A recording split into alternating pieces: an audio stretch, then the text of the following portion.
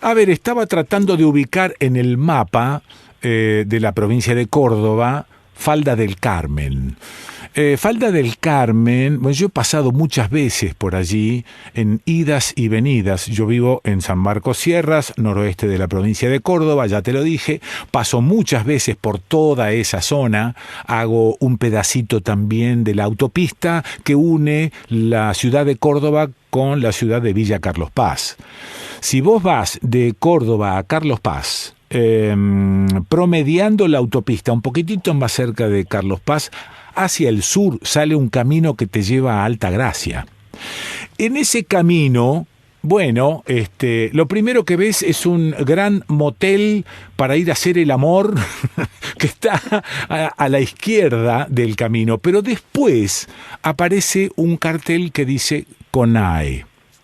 Al principio, en los primeros viajes, nos preguntábamos qué era la CONAE. Después empezamos a informarnos un poco más. Es una comisión que se dedica al asunto espacial, Comisión Nacional de Actividades Espaciales, CONAE, que está allí en Falda del Carmen. Falda del Carmen no es un pueblo, por lo tanto no está en el mapa, sino que es una zona. Yo esperaba encontrar un pueblo, pero no existe un pueblo. Hay unos barrios allí muy cerca de la CONAE, pero pueblo no hay.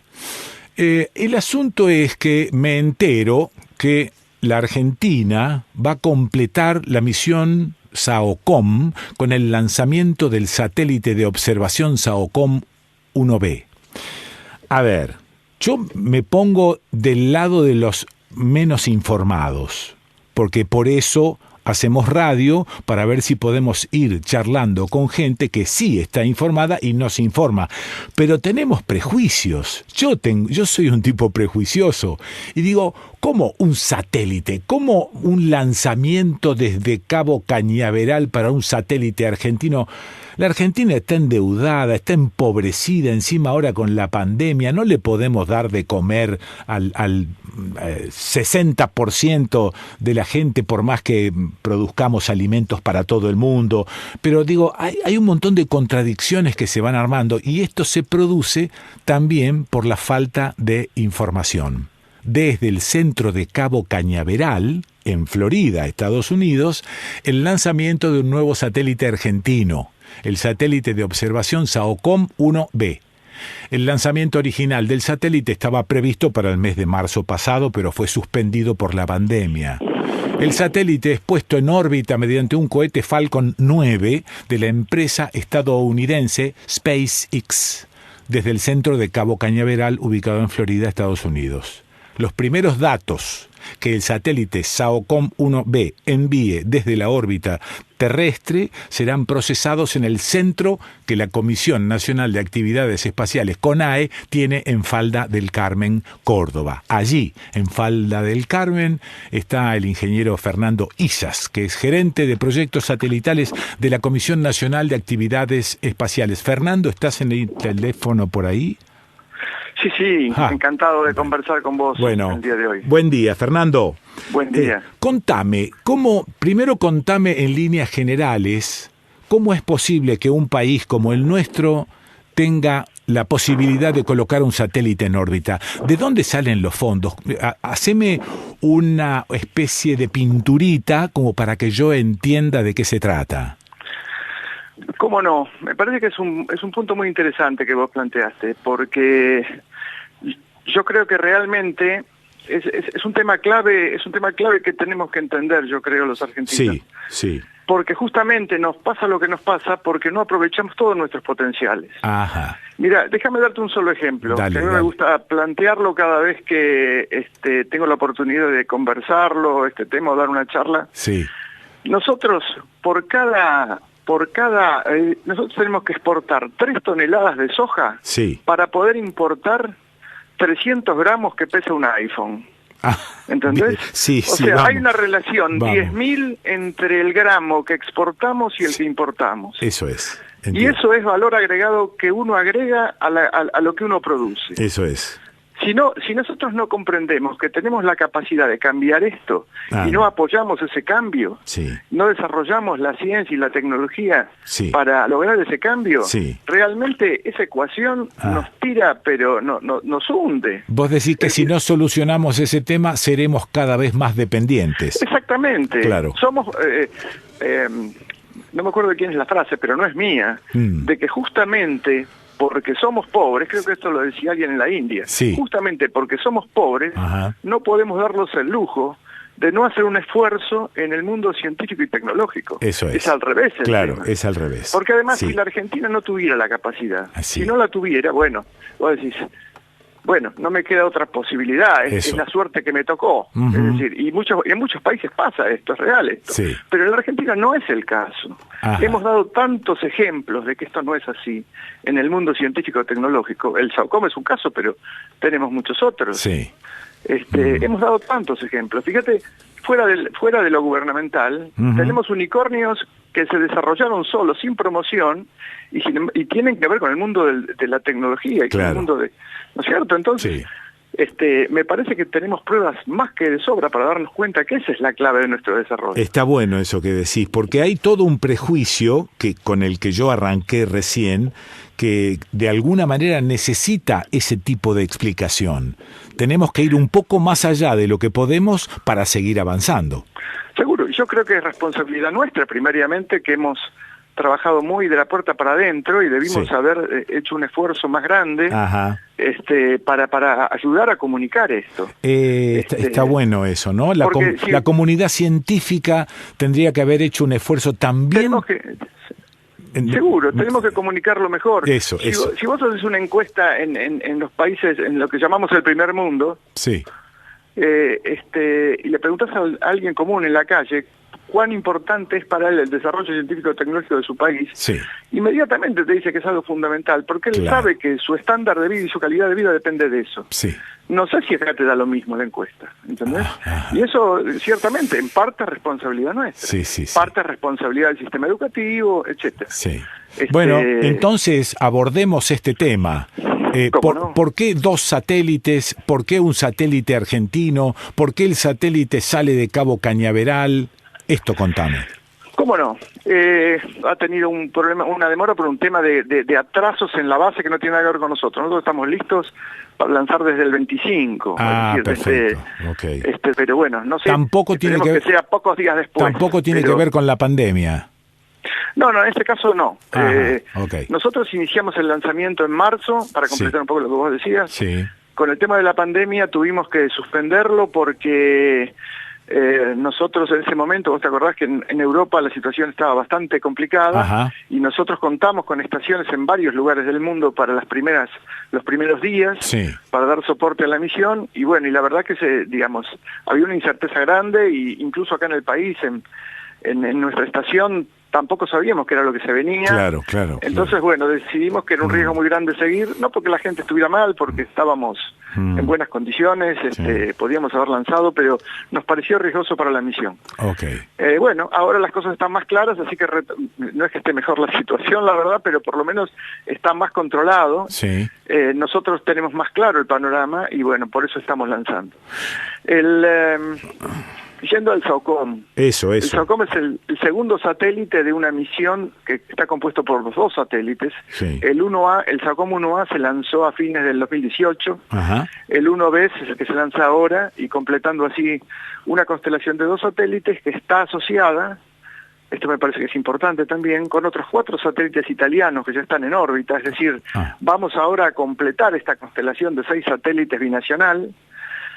Y los 2 SAOCOM junto con los 4 satélites permiten algo que no hay en la oferta internacional hoy, que es la posibilidad de dar una capacidad de observación de la Tierra y seguir cualquier problema tipo emergencia, con una periodicidad, con una certeza de obtener la información y una frecuencia de observación muy alta. ¿Observación de qué, Fernando?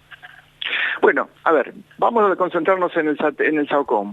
El SAOCOM es un satélite que tiene un solo instrumento, que es un satélite, que es una tecnología de radar, que se llama radar de apertura sintética. Es una tecnología bastante sofisticada que permite generar imágenes de lo que el satélite ve, entre comillas. por la banda elegida, por la frecuencia elegida para el radar, las imágenes que genera tienen información que uno no ve a simple vista. Por ejemplo, el satélite, la transmisión, los pulsos de emisión del radar son capaces de atravesar el follaje, las copas de los árboles e incluso penetrar la superficie del suelo. Mira. De manera que la información que obtenemos es posible inferir una cantidad de cosas como, por ejemplo, y fundamentalmente, la humedad del suelo. Ajá. Y esto es humedad del suelo con alta precisión y con muy alta resolución, sobre todo, a nivel de subparcela. Ahí está. Entonces uno puede generar una información que es muy importante para el tema agro y para muchos otros temas, pero que además salen muchos otros productos, de muchos otros productos específicos en el tema producción agropecuaria, en el tema sanidad vegetal, en temas de emergencias, por ejemplo, también. Los suelos saturados con pronóstico de lluvia, ríos de inundación. Y una vez que sobre las ciudades, ¿qué cosas ve el satélite en la ciudad? Mirá, es muy interesante el tema porque no solamente tenés una vista muy similar a la que uno tiene entendida visualmente, sino que uno puede obtener información única desde radar a través haciendo interferometría, por ejemplo, cosa que una imagen óptica no puede hacer, que te permite, por ejemplo, ver los movimientos del suelo. Es decir, en ciudades donde, por ejemplo, se hacen construcciones tipo un subterráneo, por ejemplo, es común ver cómo se hunden las zonas, aunque sean milímetros, y uno lo puede detectar perfectamente. Hay programas en el mundo trabajando sobre zonas volcánicas, detectando los movimientos que te anticipan de alguna manera una eventual acción volcánica. Es decir, hay muchas aplicaciones. Por supuesto, todo lo que es el seguimiento de lo que son los aspectos constructivos, cómo van evolucionando los asentamientos, en fin, todo eso se puede la densidad, la densidad de una ciudad también la detectás totalmente. el satélite. Además, una aplicación me parece muy importante para esta misión es el tema de la detección de los barcos en el mar argentino. En el radar, un barco en el mar, ópticamente es imposible detectarlo porque es prácticamente el mismo color. Pero para el radar es un punto brillante. Eso es. Porque es otro fenómeno de observación y claramente se detecta con bastante facilidad. Es decir, estos satélites, Fernando, estos son lo que llaman geoestacionarios, es decir, están quietitos. ¿O giran? No. Son satélites de órbita baja que baja. Giran alrededor de la Tierra de polo a polo. Mira. Dan una vuelta completa a la Tierra en 90 minutos. Están a una órbita de 619 kilómetros. O sea, relativamente bajo. Pensá que el radio de la Tierra son 6.000 kilómetros, o sea, estamos a un 10% del radio de la Tierra arriba nuestra. Eso es. O sea, en realidad son de órbita relativamente baja. Eso es. El geoestacionario está a 36.000 kilómetros. Y ahí ellos permanecen girando sin salirse y sin caerse. Totalmente, porque si uno lo inyecta a esa altura, a la velocidad adecuada, no se están como cayendo siempre, pero están en realidad orbitando. Eso es. Porque, hay se iguala a esa velocidad exacta, se iguala la fuerza centrífuga que tiende a alejarlo de la Tierra. Con la atracción de la gravedad, entonces queda siempre ahí. Pero entonces, si están girando, ¿pasan también por otros lugares de la Tierra y servirían también para dar información a otros países? Por supuesto. La órbita está hecha. El satélite da vuelta alrededor de la Tierra de polo a polo. Da una vuelta completa en 1 hora y media. Eso es. Cuando va a dar la segunda vuelta, la Tierra giró un poquito. Eso es. Y ya la próxima vuelta está pasando por otro lugar, son como que fueran gajos de una naranja. ¡Qué maravilla! ¿Se entiende? ¡Qué maravilla! Entonces, cuando pasaron cierta cantidad de días, vuelve a pasar por el primer paso. Con lo cual, cada tantos días volvemos a repetir todo, pero cubrimos toda la Tierra. Eso es. De hecho, nosotros tenemos este acuerdo con los satélites italianos justamente para poder ofrecer estas imágenes a nivel internacional, la capacidad de esta constelación a nivel internacional. Eso es. Además de, por supuesto, ofrecerlo a nivel de convenios, a nivel gubernamental en el país, ¿no es cierto? Es decir, en el país la idea no es vender la información, pero sí poder hacerlo a nivel internacional o a nivel privado. ¿Cumplen alguna función estratégica militar y o política? Bueno, no, nuestro plan es civil 100%, ¿no es cierto? Es decir, Sí. no tiene objetivos militares. Sí, pero ¿te dejan pasar los milicos una oportunidad así? Digamos que, por ejemplo, nosotros tenemos acuerdos como, por ejemplo, con la Armada para el tema de los barcos, Sí, para el tema de sí, detección claro. de barcos pesqueros. Eso. Y esto es algo que es algo muy bueno para el país, que tiene que ver con la seguridad. Sí. Y desde ya que estamos dichosos de poder colaborar Claro. con esto. De hecho, es una de las razones más importantes por las cuales se encarga esta misión. La primaria es la humedad del suelo, pero este tema es realmente muy importante, pues es económicamente muy importante. Claro. Pero eso no lo convierte en un satélite militar. El satélite tiene un objetivo civil que puede usar todo el mundo. Por supuesto que los militares también, y bienvenido. Pero no es un satélite que tenga un objetivo militar ni una especificación militar. ¿Cómo es la forma del satélite? ¿Es una pelota? No, es un satélite, en este caso, Sí. como tiene un único instrumento, que es el radar. Sí. El radar tiene una antena que cuando se despliega, una vez que está en órbita, Sí. a los pocos minutos del lanzamiento, Ajá. se despliega primero los paneles solares y después, algunas horas después, la antena del radar. La antena del radar es una antena que cuando se despliega es una cosa plana, Sí. de 35 metros cuadrados, y de 10 metros de largo por 3 metros y medio de alto. Sí.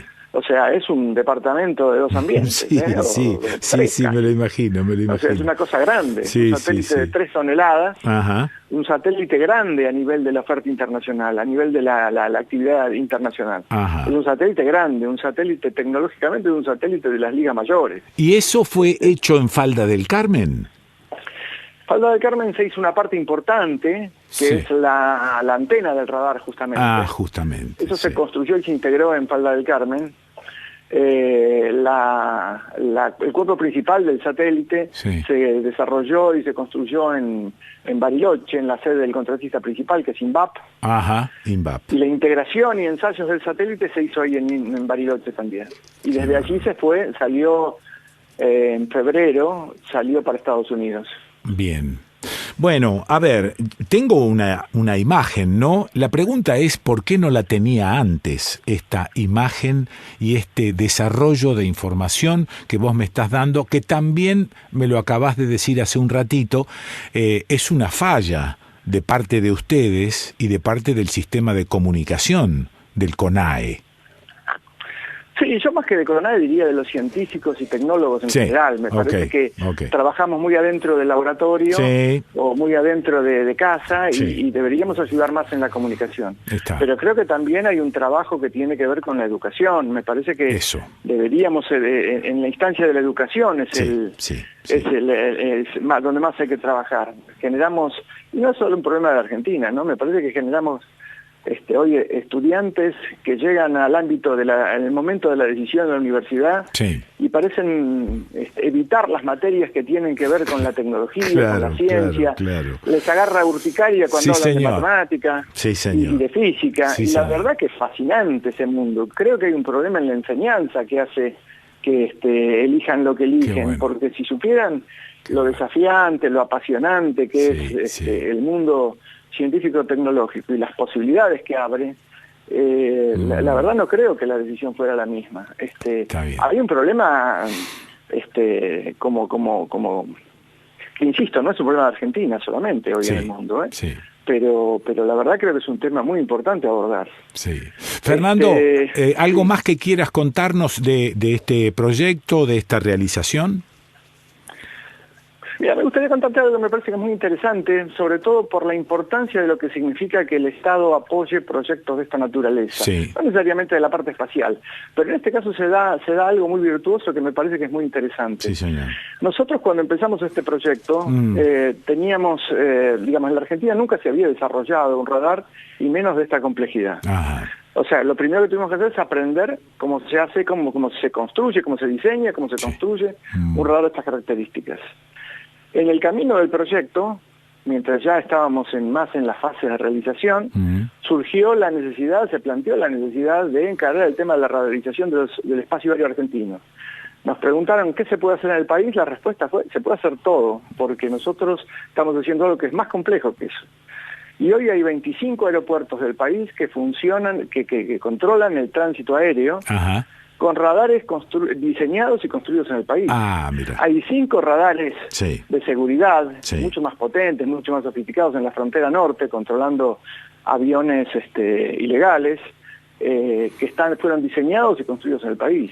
Hay 11 radares meteorológicos integrando el Sistema Nacional de Radarización Meteorológica, diseñados y construidos en el país, y varias otras productos más, entre radares portátiles, radares móviles, y todo eso fue posible gracias a que hubo antes un proyecto llamado SAOCOM que desarrolló el conocimiento y la tecnología para poder hacerlo. Maravilla. Sin que tuviéramos en mente que se iba a terminar haciendo eso en el país. Eso es. Y eso además le da a esa empresa que sin más la capacidad de salir a exportar esa tecnología. Y ahí es cuando empezamos a hacer valer lo que producimos. Vuelvo al principio de la charla. Dele. Lo del gramo de soja y el gramo de iPhone. Es la manera de invertir esto. Listo. Ingeniero Fernando Izas, con H al principio, abrazo grande y gracias por este ratito de esclarecimiento, muy amable. No, gracias a vos por la oportunidad. Bueno, lo escuchaste a Fernando Izas, el ingeniero de la CONAE. Qué bárbaro, ¿no? Qué falta de información tenemos sobre todo esto. Y tenemos siempre la inclinación a la crítica. ¿Viste cómo arranqué yo, no? La inclinación a la crítica. ¿Cómo es posible que un satélite... Bueno, todo esto, de alguna manera,